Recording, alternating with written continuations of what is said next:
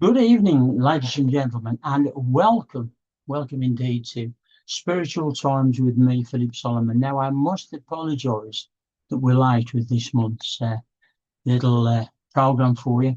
Fortunately, we've had a lot of technical difficulties with the recording equipment, and I know I'm sure it's an excuse you've often heard from the broadcasting industry, but unfortunately, that is the case at the moment, and it might be the heat, a power problem, or something of that nature. I'm hoping so. But we're with you now, and we're going to talk tonight about something that a lot of you have asked me about in questions. Do I believe in life on other planets and aliens? Well, I'm open-minded to such things. If I want to sort of look for a lookout answer, but or, not facing reality answer, but really, who can know for sure? But what I will say, I'll give you my opinions and talk about it a bit.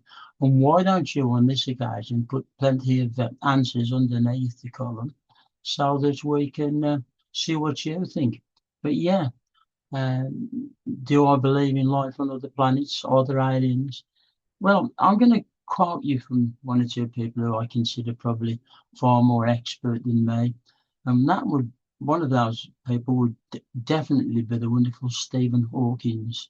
Stephen Hawking, I should say. What a wonderful man he was.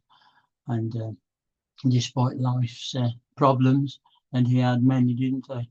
But a wonderful, wonderful man, highly intelligent. Hawkins famously believed that extraterrestrial life was almost a certainty. And when you consider that across the galaxy, ranging from probably simple sort of microbes and simple things like that, to intelligent civilizations. However, he strongly warned against actively trying to contact aliens, arguing that if there is an advanced civilization, they might not treat us very nice. What if they treated us the way we treat ants or things of that nature? It's a good point that he made, isn't it, really? Hawkins' views on extraterrestrial life were defined by both his scientific abilities, curiosity, and general interest. But he did always give deep warnings about what he thought were the risks. And, what can you say? I don't think you could not understand and completely reject the points that he made. Hawkins expressed the view that the sheer scale of our universe and the galaxy, the idea of us on Earth being the only sort of living entities was probably really rather a silly position to take. Given the billions of stars and planets out there, in other in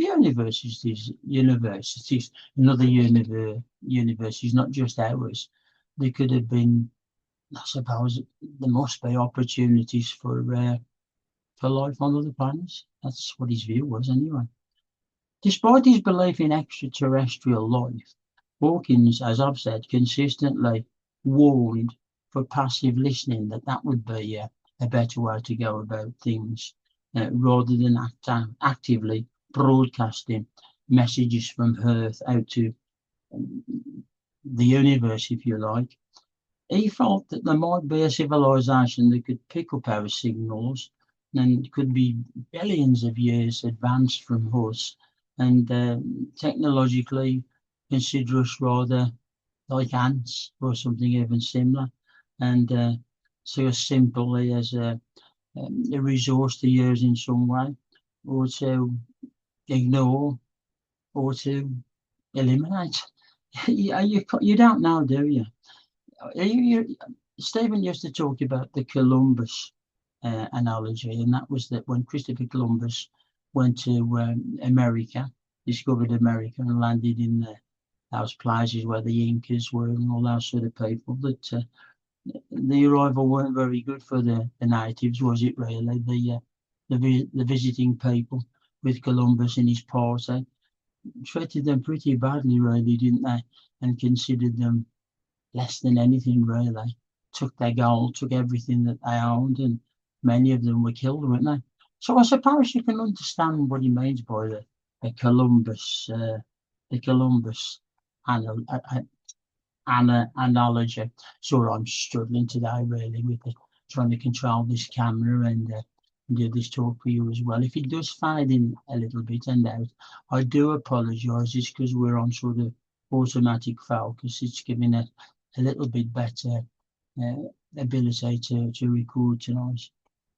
Well, what about Brazil, the spiritists of Brazil? There are millions and millions of spiritists. I've sort of similar views to spiritualists, which many of you know. I'm a spiritualist medium. But they call it spiritism that they believe in. And they believe that there's life on every single planet where, Jupiter, Saturn, Mercury, every star out there. They believe that there's life that you could communicate with on every single planet or star. The core belief of this is the foundation for this belief, which was established in 19th century by French educator Allan Kardec, if you want to look up his work, who codified in his book, The Spirit's Book, that's what it was actually called, The Spirit's Book. When asked if all worlds in space are inhabited, the Spirit responses confirmed that the universe is full of Kardec. This is what Kardec suggested, that there's life on them, really. So it's very difficult with the equipment is today, but we'll keep going.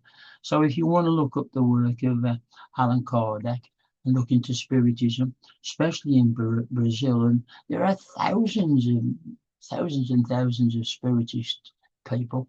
They're basically Christian, but they believe in spirits, and that every single planet out there, that there's life on it, and it's there to be, the belief that life exists on other planets is a core principle of their belief in spiritism.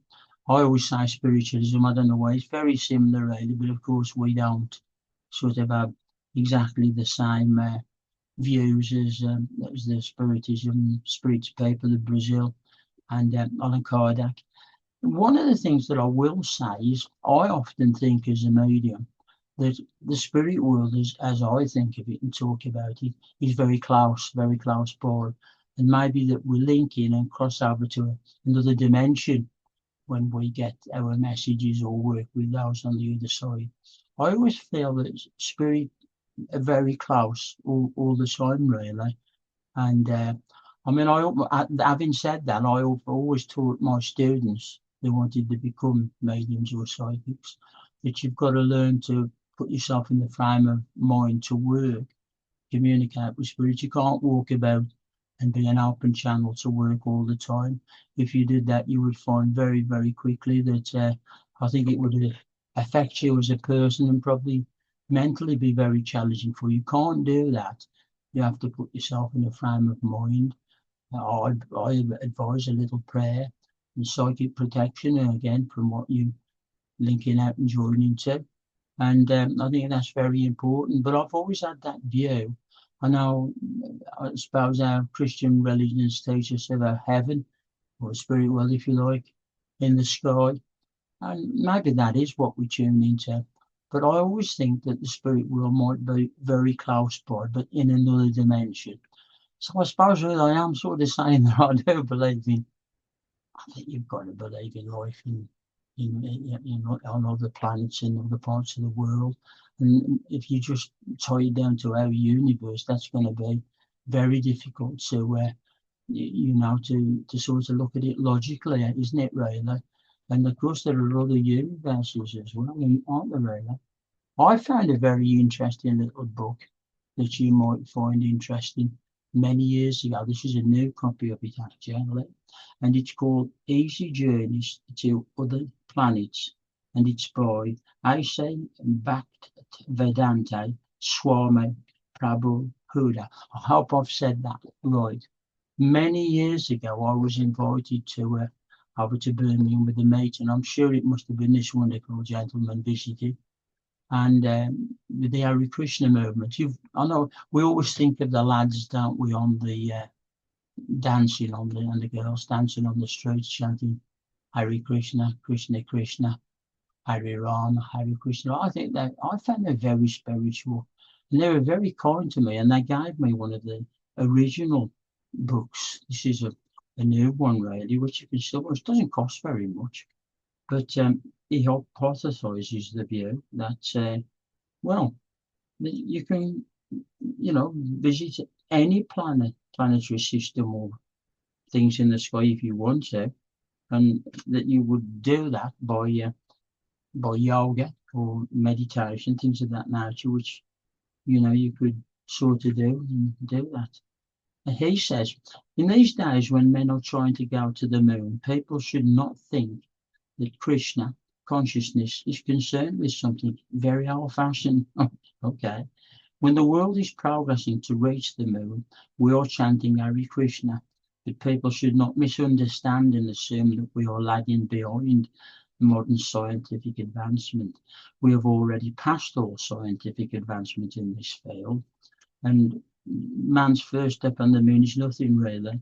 You could easily visit any planet in the sky if you want to, and be able to do that using the methods that are suggested. But it also suggests, well, what's the point of it? It's a waste of time, because you can't stay there. You wouldn't be able to stop because of the different atmospheres. What he says is people dream of traveling to the stars, but such travel is far away. Ancient yoga traditions, however, describe subtle pathways by which studying yoga, they may transfer themselves to planets, also meditation as well, beyond the Earth. That's why this little book is called Easy Journeys to Other Planets.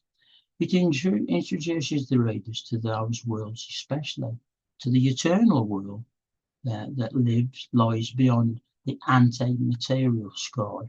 Anyone who, by practicing yoga in the way that they teach this, turns the mind from material to the spiritual, and they can easily attain and get through to the world beyond the reach of birth, death, old age, and disease is what we all have to suffer in the end of the day.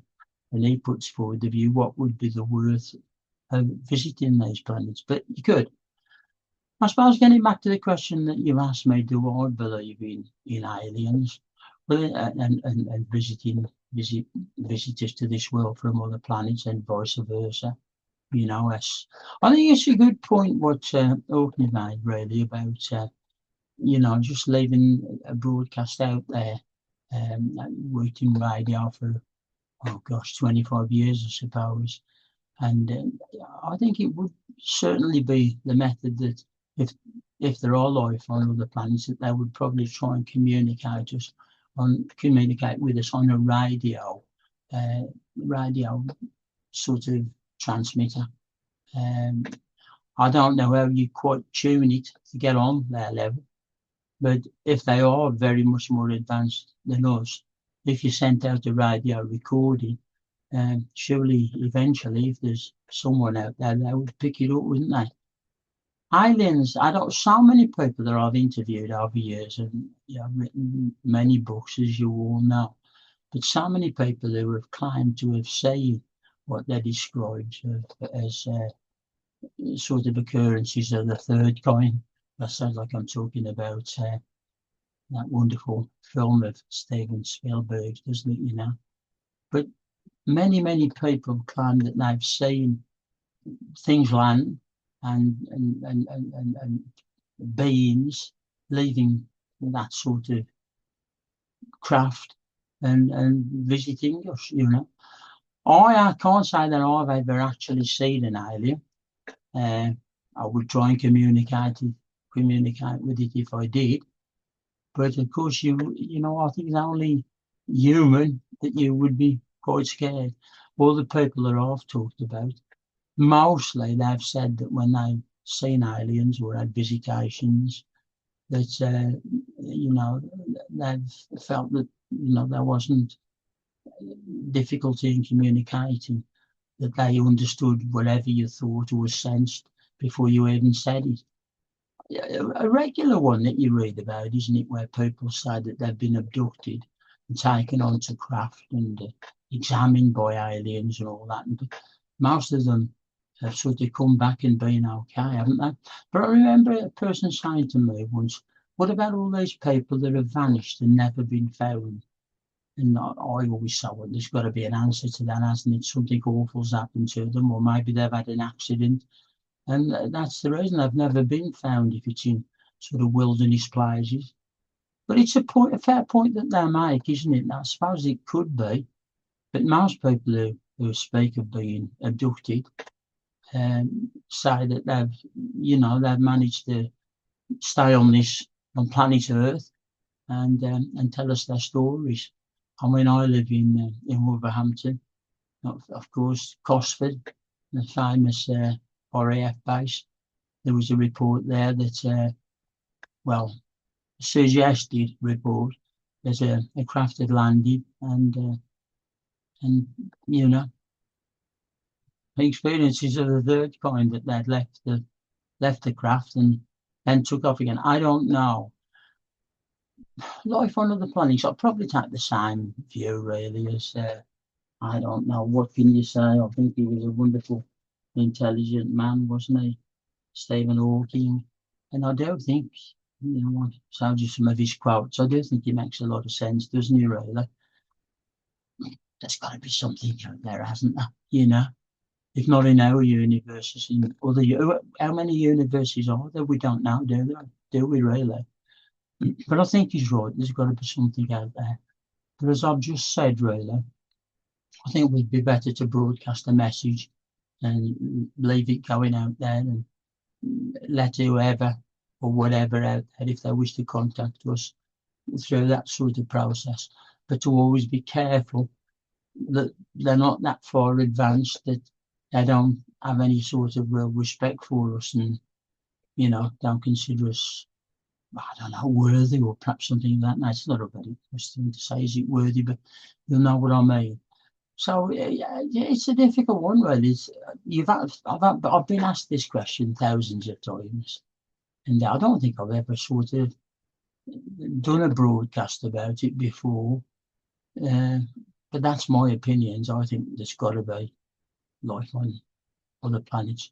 Who was the famous astrologer who just escapes my mind, the TV astrologer, who for years and years and years always said life on other planets, it's a nonsense, it's silly, it can't exist.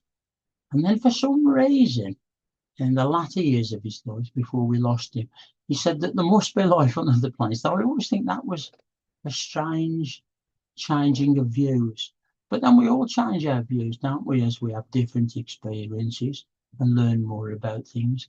I think for me, the question is the life on other planets. Do aliens exist? Is aliens the right word? Other living entities? There's got to be other living entities somewhere out there in our universe. And if you take it even wider than that, there's got to be, hasn't there? But whether they would look like us, speak like us, and think like us, well, that's an entirely different question, isn't it, really? But when you think how vast space is, maybe there are people who've developed the way we have from what we developed from originally, and being careful there not to offend people who believe, in the 7 days, God had the world and all the rest of it, that's something else to consider, isn't it, and to think about. So I've got to say, for me, I'm sure that there are life on the planet somewhere.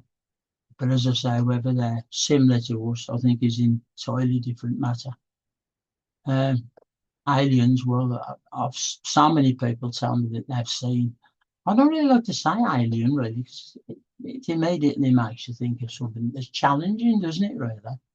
But I've interviewed thousands of people who've said that they've seen what they believe to be entities or you can't say people, can you, because you don't know, but things from outer space. And I think that's about it for this week, really. I do hope you have a listen to this video, give me your opinions, because I think it'd be very, very interesting to know what you think. I'm sorry that we're like this month. You know, it's just been one thing after another. I think with the heat conditions, I think has affected a lot of electrical stuff, and my studio has been all over the place. But we've got it sorted now out. So I say good night and God bless, and I'll see you on the Thursday, the final Thursday of next month. Goodbye. Bye bye.